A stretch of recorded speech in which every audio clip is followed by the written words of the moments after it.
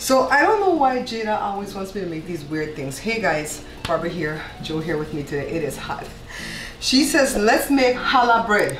What is challah bread? Some kind of Jewish bread. Or it's challah bread. Challah. You're watching the Bare Pantry Show. My name is Barbara, and for over a decade I've been teaching viewers and subscribers how to cook authentic dishes from my home country of Belize and many other delicious dishes from basic ingredients. You're watching the Bare Pantry Show. You know what challah bread is? It's when Belize people say thoroughbred. That's the Creole for thoroughbred. Like a thoroughbred horse. A thoroughbred horse is challah bread. It is challah bread. Joe thought I said challah bread. Anyways, she wants me to make challah bread, and she's gonna put something in the middle, but she gone to the gym for 3 hours. She better hurry back because these breads are ready. You want to cook more at home, but recipes can be overwhelming. That's because most recipes cater to a large group. The solution is my small batch book, No More Leftovers. Enjoy air fryer wings and other appetizers for 2, small batch Belizean breads, main dishes for 2, small batch dishes and drinks and smoothies for 1. You'll be able to stay on your eating plan or diet because my recipes for mini cakes, pies, and cookies only yield enough for you to enjoy a treat and share with a couple of friends or family. Pick up a copy of my small batch book at www.barepantryshow.com. Shop safely and securely at www.barepantryshow.com. So like I was talking about Jada just now, how we making this challah bread and she gone to the gym and she coming at the same time. Hi boo. Oh, I can't film her. She look all gymmed out. Jada, we ready for this bread, boo? What we gonna put in the middle? Apple. Apples. Dang. Okay. We gonna make one plain, Joe. We gonna make one plain, huh? Strawberry. Like strawberry jam, huh? Right? Jam. That might be too messy. So let me go over the ingredients really quickly. So it's 4 1/4 cups of loose flour. So loose flour means you just shovel it like that and then you scrape off the top, right? 4 1/4 cups. So from the time I sit at Joe, when it says the warm water was going to be 3/4 cup plus 2 tablespoons, I already know the water to a little bit for the amount of flour. So we're going to follow along like some idiots, right? So then the person, the recipe that I follow, the person used honey, and it says a 1/6 cup of honey. What in the hell is a 1/6 cup? 6 cup of honey. 1/6, 1/6. I don't know how to measure that, so I opted for the sugar version, which she does have the sugar version too, and it says a 1/4 cup of sugar. So that's what I put. Maybe and then, a cup of honey. No, I think it's a little bit more. Okay. I don't know. You guys, mathematicians in the room, we won't be insulted. Is 1/6 of a cup bigger than 1/4 of a cup? Yeah, because it's 6. I'm laughing because I should know this because my dad's a mathematician. Because it's 6. 1/4 is 6. He said it's 6 bigger than the 4. Joe might be right. So the yeast is 2 teaspoons of yeast. We got that. And then vegetable oils. Oil is 3 tablespoons and then 2 eggs. All right. So the person probably is Asian. We didn't see her face, but she had an accent. She used a little chopstick, so I tried to do the same thing. So first of all, we put the warm water in the bowl, and then we add all the other ingredients with the egg last, I think. And then you kind of just break up the egg yolk with the stick. Joe, you saw me doing it, right? And then she did this to become a nice, moist, shaggy dough. That wasn't happening. I switched out to the handle of a wooden spoon. It still felt stiff, so I put my hand in there, and it felt dry, so I added some more water. It wasn't quite a cup of water extra, but not a 1/4 cup. It wasn't quite 1/4 cup more to make it almost like a cup, right? But I feel like it's because she used the honey, which is more liquidy than the sugar. Liquidy is a word, okay? You can use it. And I feel like maybe her eggs were bigger. So we're gonna give her a little leeway, but you guys feel it has to feel soft. So then she put some oil in the bowl. I very seldom do that. Sometimes I'll just wipe it. I put too much oil, and when I took out the thing and I cut it in half, it was greasy. Remember Greasy Man? Remember the story about Greasy Man in Belize? Chop the greasy man. Yeah, this Greasy Man was an assaultist, if you know what I mean, and he was jumping into people's window and doing his thing. And guess what he do? He take lard and grease his body. Is it lard? I thought it was baby oil. I don't know. Vaseline. They don't have that back those days. They had Vaseline. I think Vaseline been around since 1909. Lard and grease it's lard. Body. And then grease up his body. So when the men go to grab him from what he trying to attack the women, he slipped, and they call him Greasy Man. So what they did was throw a big ass sheet. Joe, was that so story true? I don't know. I think it was a true story, right? I always hear people say, chop the greasy man. Chop the greasy man. So I cut it in two, eyeballed it, and then you're supposed to take each strips and cut it into 6 pieces. You can use a scale. I eyeballed it. Some of them are bigger than some of the other ones. So then I take each of the balls and roll them out into the shape of a rectangle. I'm using a rolling pin because the dough is kind of stiff, and that's because I think I didn't put enough water, but I was following the recipe to the letter. So you just roll it up like this, like I guess like a cigar, and then roll it to about 8 inches long. Set it aside. I'm gonna go ahead and cover up the rest of these balls over here that has to do with the second half of the dough, right? Because I don't want it to get too dry.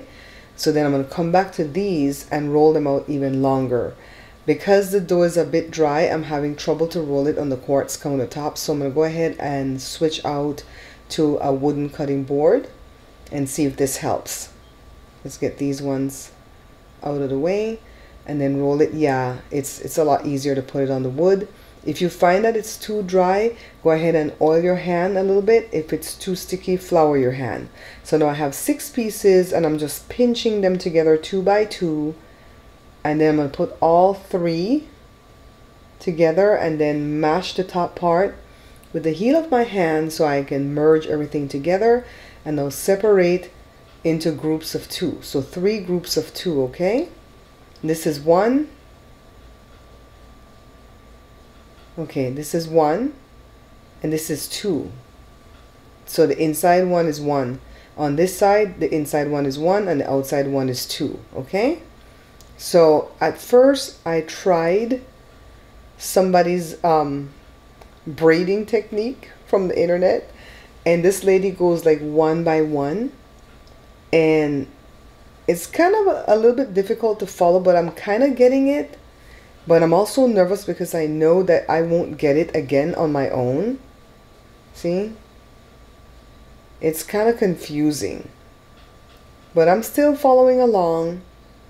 And I can't even tell you what I'm doing because I'm listening to her and what she said to do. And it's still very complicated to me. I get it all the way down here and I get so frustrated that I start to undo it, guys. I start to undo everything that I did. Okay? See? Oh, it looks like an octopus now, right? So I'm starting over again and following this lady. It's looking better. So now I kind of turned one on itself to make it round, and I set it aside for about an hour to let it rise, and then now I'm putting some egg wash.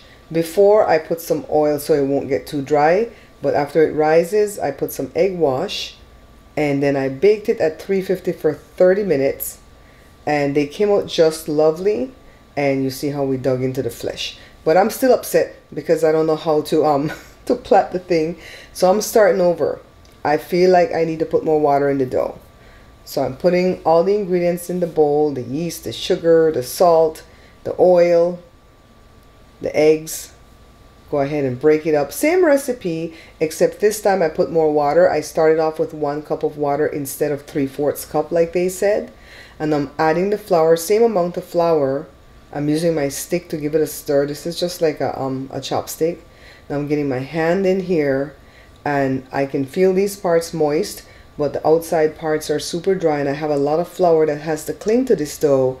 So I'm definitely going to put some more water, okay? So remember their recipe said 3/4 plus 2 tablespoons of water.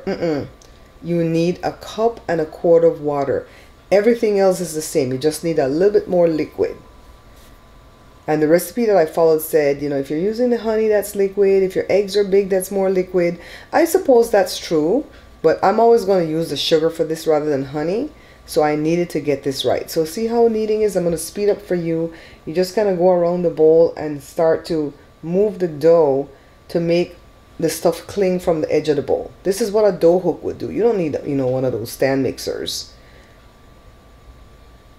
Okay, so this is feeling a lot better, so that's why I want to add the water slowly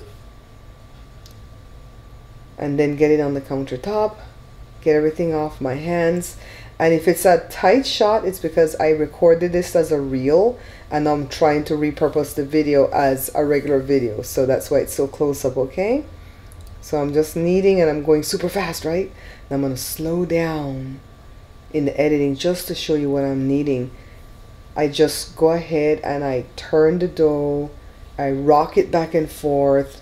I kind of like you're fighting with the dough. You know what I mean? There's no rhyme or reason to my kneading technique. I just go back and forth. I love kneading, by the way. I love feeling the dough. I think it goes back to my days of playing with Play-Doh when I was little, right? So now I have it into this ball, put it into a greased bowl, grease the top, and then put some stretch film, some shrink wrap. And then 45 minutes later, this is the first rise.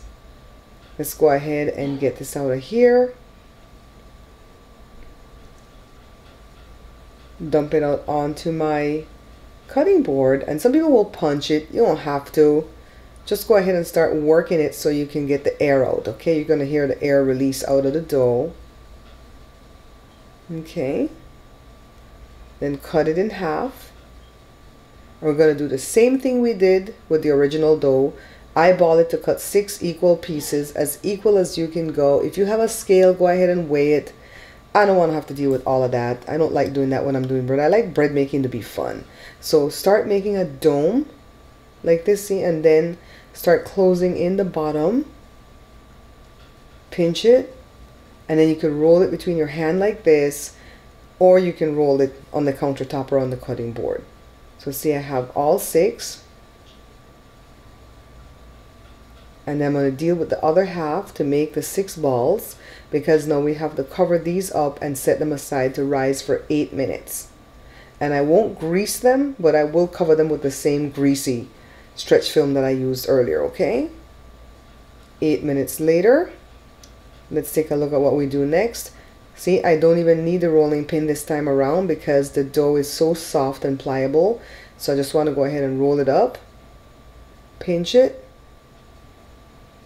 and roll it out to about 8 inches or so. You don't have to get a tape measure and measure, just eyeball stuff, okay? Roll it out, get all the air out, and set it aside. We're going to do all 6 pieces. See, I'm flattening it into a rectangle. Roll it out, and then now I'm rolling it longer, okay? And try to get all 6 pieces as equal as you can. Pinch the 2 of them together, and then go ahead and merge it all together. Notice the video is different because if I go too close, you won't see what I'm doing, okay? So 6 strands.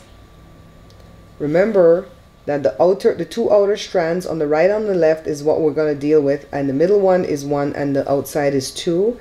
And so the one goes over to the left while the other one goes in the middle, and then you have to separate them again. And I'm following somebody else's technique. I'm following the same person that I got the recipe from. Let's see. I'm listening to them on the video as I do this. It's still complicated, right? Why does it look like an octopus, huh? But it's coming. So you keep separating the strands back into 3 sets of 2, okay? Okay, it's coming. So I'm starting the second one. So you're supposed to grab like the 1 and the 2 and kind of swing back and forth with where it's supposed to lay, right? I'm getting it. I think this is something that I'm going to need more practice on, but I'm not sure if you guys are getting it. It's kind of hard to like show this stuff when you're still learning. So now I'm just greasing it with some extra virgin olive oil.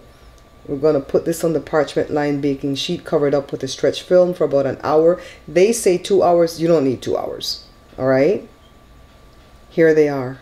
2 hours would have been too much. Let's go ahead and put the egg wash. This is just an egg with a little bit of water. The oven is up to temperature at 350. We're going to bake these off for a ½ hour. Because I don't think I made it clear how we're plaiting the dough, I crocheted these 6 pieces of yarn and I tied them together. So you have 2, 2, and 2. So go on the outside too. This inner one is number 1. This is number 2. And then come on this side. This is number 1 and this is number 2. So you're supposed to pick up both.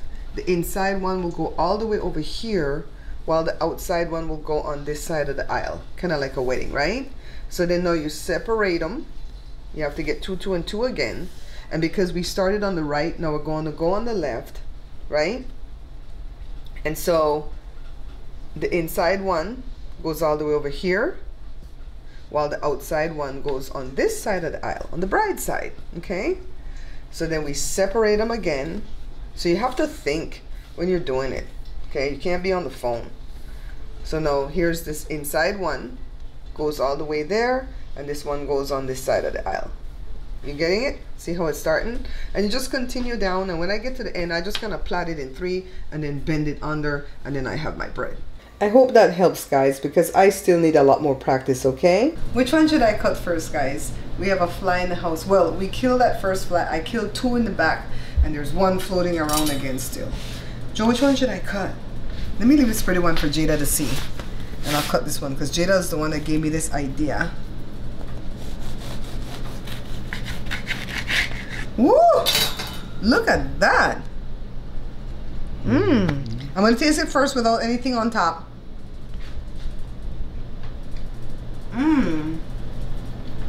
Joe, you're gonna like this. Okay. It's crusty. You know how Joe liked the bread back, right? This is all back. Look at the other side. And the braiding, I still don't know if I quite have it. But the lady that was doing the swing the 2 this way and swing the 2 that way, that ended up being easier than the first one that I did, where I was like 1 over, 1 this way. Oh my God, so hard. Let me taste with some butter. And yes, I'm using a sword. Oh, that's too much butter. Hold on. Hold on. I don't want to get no high cholesterol.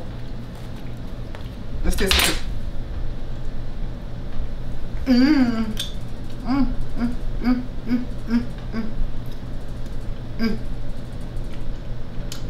I'm gonna start celebrating Jewish Sabbath because this is good. Let me put it back here to continue cooling. So, if you guys like what I've produced here today, go ahead and hit the like button. Don't forget to share the video, subscribe, and of course I look forward to your comments, especially if they're good comments. I don't look forward to bad comments. I don't know if you guys know that, but I look forward to no darn bad comment. That's uplifting comment. Show fly. This is the best.